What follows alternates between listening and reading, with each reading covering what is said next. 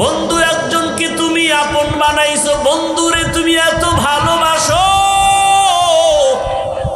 ওই বন্ধুর জন্য তুমি এত পাগল, ওই বন্ধুকে না দেখলে তোমার ভালো লাগে না, ওই বন্ধুর সাথে কথা না বললে অন্তর থামে না। কিন্তু বান্দা ওই বন্ধু তোমার আসল না। তুমি যদি মরিয়া যাও মোবাইলের নাম্বারটাও ডিলিট করে ফেলবে, কিন্তু তুমি চিন্তা করে দেখছো মাকে তুমি আপন মনে করছো, মাও আপন না। এই দুনিয়ায় কত মা তার সন্তানের জবাই করে দেয়। বাবারে আপন মনে করছো, বাবা আপন না। এই জমিনে বাবা সন্তানের জবাই করে দেয়, আসেনি? বাংলাদেশের ঘটনা, কত বাবা তার আপন মেয়েটাকে হোটেলের মধ্যে নিয়ে বলে আজকের রাতের জন্য তুই আমার কাছে মেয়ে না, স্ত্রীর সমান। তাহলে তুমি কারে বন্ধু বানায়া পাগল হয়ে দৌড়াও? যার পিছনে দৌড়াও, যারে পাগল ভালোবাসো, সে তোমারে আসলে ভালোবাসে না। কিন্তু তুমি চিন্তা করো, তোমার আসল মালিক তোমার যত বড় আপন হোক না কেন, মনের মতো কিছু চাইলে মন ভরিয়া দেয় না। কিন্তু চাওয়ার আগে তোমারে যা দেওয়ার দরকার এগুলো যিনি দিছে তিনি হলেন আসল। দুনিয়াতে আসার আগে আমার পানির প্রয়োজন দিছেন কে? দুনিয়াতে আসার আগে, আসার পরে আমার রৌদ্রের আলোর প্রয়োজন দিছেন কে? চাওয়ার পর না আগেই? দুনিয়াতে চলতে আমার বাতাসের প্রয়োজন কে দিছে? চাওয়ার আগেই যিনি দিছেন তিনি কে? তিনি হলেন আসল বন্ধু। তাকে তুমি আসল বন্ধু বানাও, কিন্তু সে মালিকের তুমি এখনো পর্যন্ত চিনো না। কেমন দয়ার মালিক, রাতের বেলা ঘুমায় গেছো, মরা অবস্থায় পড়ে আছো। আমার মাওলা যদি সজাগ না করতেন, ঘুম থেকে আর সজাগ হতে পারতাম না।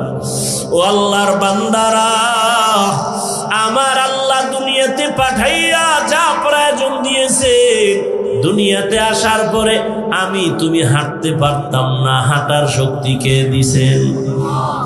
দুনিয়াতে আসার পরে দাঁত ছিল নি? সময় মতো দাঁত আমার আব্বা আম্মা দিছেন? কে দিছেন?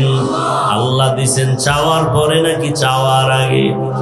দুনিয়াতে কথা বলার শক্তি ছিল না, আব্বু বলতে পারতাম না, আম্মু বলে ডাকতে পারতাম না। এই ডাকার শক্তি জবান দিয়া তৌফিকটা কে দিয়েছেন? ওই আল্লাহরে আজকে কেন ভুলিয়া গেছো?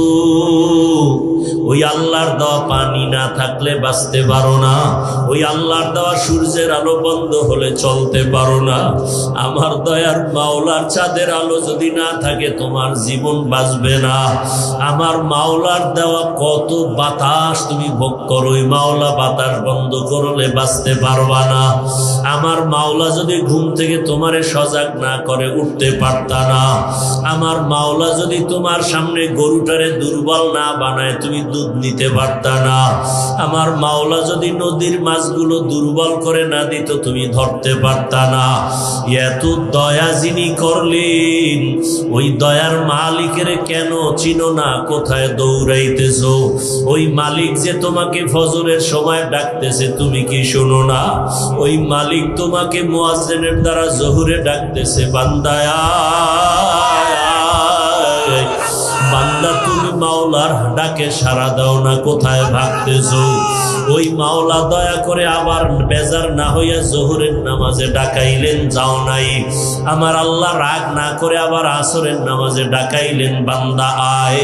বান্দা তুমি আসরের হাজিরায়ও যাও নাই। আমার আল্লাহ রাগ না করিয়া বলে মাগরিবে আয়,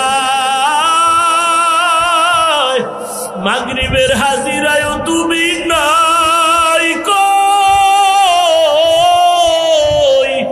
আল্লাহ বেজার না হইয়া আবার মুয়াজ্জিনের কয় এশার সময় ডাক দাও। আমার সন্তান নাই, ছেলে নাই, মেয়ে নাই, স্ত্রী নাই, আমি একা। একটা বাবা মা সন্তানের কাছে না পাইলে পাগল হয়ে যায়। ও বাবা কোথায়, তাড়াতাড়ি ঘরে আসো। আমি মা ঘুমাই না, তুমি না আসলে ঘুম হবে না। বাবা অপেক্ষা করে টেলিফোন করে, বাবা আয়, তুই বাজার থেকে ঘরে না আসলে আমার ঘুম হবে না। বারবার টেলিফোন করে। ওই মা বাবার চেয়ে আমার মাওলার মায়া কি আমার আল্লাহ দয়া কইরা ফজরে ডাকে, মুয়াজ্জিন ডাক দাও, আমার বান্দা এসে একটু মসজিদে সেজদা দিবে, আমি কুদরতের কদমটা কপালের নিচে দিয়া দিব। বান্দা এসে বলবে আল্লাহু আকবার, আমার কলিজা কুদরতি ভাবে ঠান্ডা হয়ে যাবে। বান্দা ফজরে আসে না, জোহরে আসে না, মুয়াজ্জিন এত ডাকলো মাগরিবে আসে না, বান্দা মুয়াজ্জিন ডাকার পরে এসায় যায় নাই। আমার আল্লাহ যে কত মায়ার মালিক। আমার আল্লাহ বলে এখন আর মুয়াজ্জিনের দিয়া ডাক দেওয়া হবে না, এখন আমি আল্লাহ নিজেই রেডি, আমি নিজেই ডাকার জন্য প্রথম আসমানে আসতেছি। বান্দা কোথায় যাবি? আমার দরজা ছাড়া কোথায় পালাবি? আমার দরজা ছাড়া দয়ার আর দরওয়াজা নাই।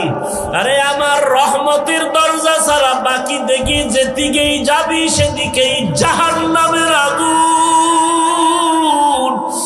আয় বান্দা, আমার রহমতের দরজায় ফিরে আয়, আমার দয়ার দরজায় ফিরে আয়। আল্লাহ তাআলা প্রতিদিন রাতের শেষ ভাগে প্রথম আসমানে আসিয়া ডাকেন। অতিও গভীর হয় রজনী যখন, নীরবে প্রভুর নাম জপিও তখন।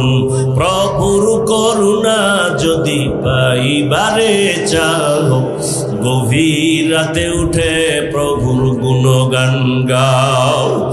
ও আমার কলিজার যুবক বাবারা, ও বৃদ্ধ বাবাজিরা, ও পর্দার আড়ালের মা বোনেরা, আমি এতক্ষণ আপনাদের সামনে যে বয়ান শুনাইতেছি একবারও কিন্তু বলি নাই আমার মতো হুজুর হইয়া যাও, মাদ্রাসায় গিয়া স্কুল বন্ধ করে লেখাপড়া করো বলি নাই, দাওয়াত তাবলীগে যাও বলি নাই, পীরের কাছে যাও বলি নাই। আমি যে কথাটা বলতে চাই, আমার মাওলাকে ভালো করিয়া চিনো। স্কুলে পড়ো, কলেজে পড়ো, চাকরি করো, ব্যবসা করো, কোনো বাধা নাই। ডাক্তার হও, ইঞ্জিনিয়ার হও, প্রফেসর হও, বাধা নাই। কিন্তু ডাক্তার হইয়া আমার মাওলাকে ভালো করে আপন বানায় নাও। এই জমিনে তোমার মতো কত যুবক ডাক্তার কিন্তু নামাজ ছাড়ে না, কোরআন তেলাওয়াত ছাড়ে না, আছে না নাই? তোমার মতো কত যুবক র্যাব, আর্মি, পুলিশ, বিডিআরের চাকরি করে, দাড়িওয়ালা, নামাজি অভাব নাই। নিজের বিবেকটাকে প্রশ্ন করো, তুমি কেন নামাজ পড়তে পারো না? ও যুবক, তোমার মতো যুবক তাকায় দেখো, ওসি ডিসিএসপির চাকরি করে, নামাজি, তুমি কেন পারো না? তোমার মতো যুবক রাস্তায় গাড়ি চালায়, নামাজ পড়ে, তুমি কেন পারো না? তোমার মতো জেনারেল লাইনের বান্দা ব্যবসা করে, নামাজ পড়ে, তুমি কেন পারো না রে বাবা? ও পর্দার আড়ালের মা বোনেরা, আপনার মতো কত কত মা, কত বোন পর্দা করে, নামাজ পড়ে, স্বামীর মাল হেফাজত করে, আপনারা কেন মার্কেটে ঘুরেন, নামাজ পড়েন না? আমার মাওলার সাথে কেন এত বাহাদুরি? আরে আমার মাওলার দরজা থেকে কোথায় যাবে? আমার মাওলার দরজা থেকে ভাগার কোনো সুযোগ নাই। আমার আল্লাহ তো আজরাইলকে লাগায় রাখছে পিছনে, ভাগার উপায় নাই। আমার আল্লাহ বারবার ডাকে, রে গোলাম, নামাজে দাঁড়ায় আমাকে ডাক দাও। আমি আল্লাহ ভোর রাত্রে তোমাকে ডাকার জন্য আসছি। এখন সবাই নীরব, ঘরের মানুষও ঘুমায়, গাছের পাখিরাও ঘুমায়, জঙ্গলের পশুরাও ঘুমায়, নদীর মাছও নীরব। এই সময় আমি আল্লাহ নীরবে আসছি বান্দা তোমাকে ডাকার জন্য।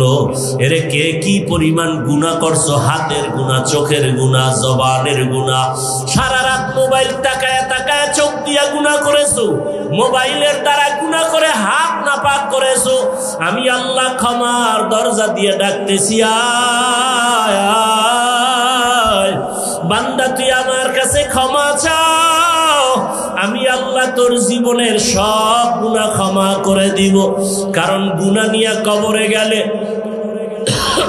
জাহান্নামের আগুন এক সেকেন্ডের আযাব সহ্য করা সম্ভব হবে না রে গোলাম। ওই কবরে দুই পার্শ্বের মাটির চাপ সহ্য করতে পারবা না, সূর্যের গরম সহ্য করতে পারো না। ওই অন্ধকার কবরে যাওয়ার পরে তিনটা প্রশ্ন করা হবে। রবের পরিচয় দাও।